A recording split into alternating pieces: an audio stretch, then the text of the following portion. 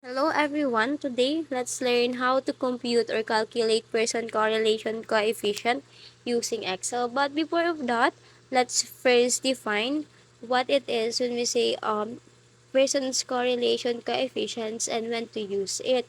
So, Pearson correlation coefficient is the statistical measures that evaluates the strength as well as the directions of the relationship between two continuous variables. Pearson's correlation is appropriate when both variables being compared are continuous level of measurement or it is interval or ratio.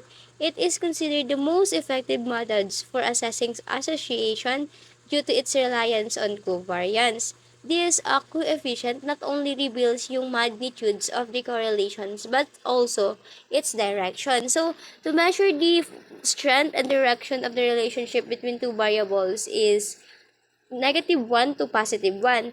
So the value ranges from +1 means it has perfect or strong positive correlation, meaning when x changes, the y changes in the same direction. While if it is in negative, it means it has perfect negative correlation, meaning when x changes, so the y changes in opposite directions.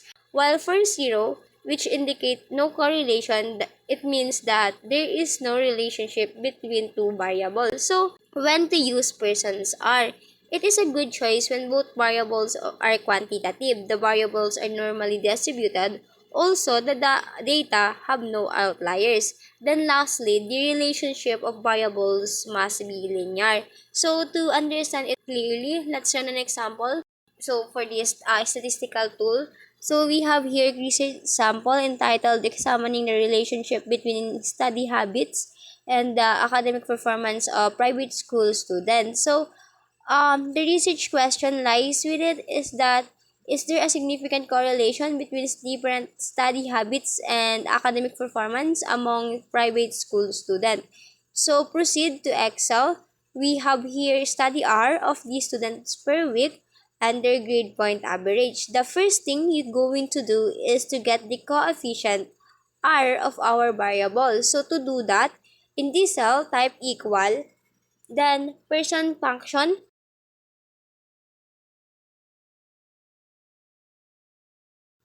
After that, click and drag the study hours of the students and type comma.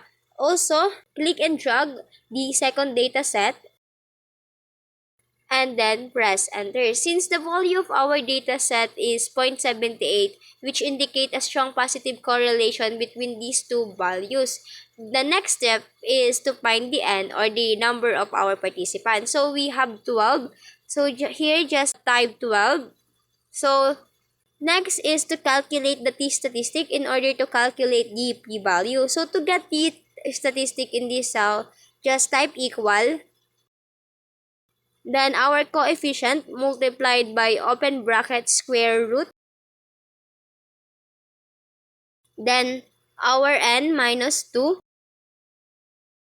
and double close bracket again, then divided by open bracket square root, then 1 minus our correlation coefficient to the power of 2, then double close bracket, and after that, press enter. Next is to get the degree of freedom, which is n minus 2. Now we have our degree of freedom and the statistic we're ready to proceed on getting the p-value. So, in this cell, just input equal, then t, dist, then our t-statistic, comma, the degree of freedom, comma again, then the tail we're going to use is two-tailed, so double-click the two function and then press enter. Now that we get the p-value of 0.0025, which is less than in our significance level of 0.05, so to interpret our result, the Pearson's R value of 0.78 indicates a quite strong positive correlation and the p-value of 0.0025 is less than 0.05, which suggests that the observed correlation is statistically significant. Well, in other words, there is a statistically significant positive correlation between the study habits R and the academic performance of private school students. So students who spend more time studying tend to have higher grade average. So that's how we get the Pearson correlation coefficients of our data using the Excel. I hope that you've learned from our video tutorial. So thank you and God bless you everyone.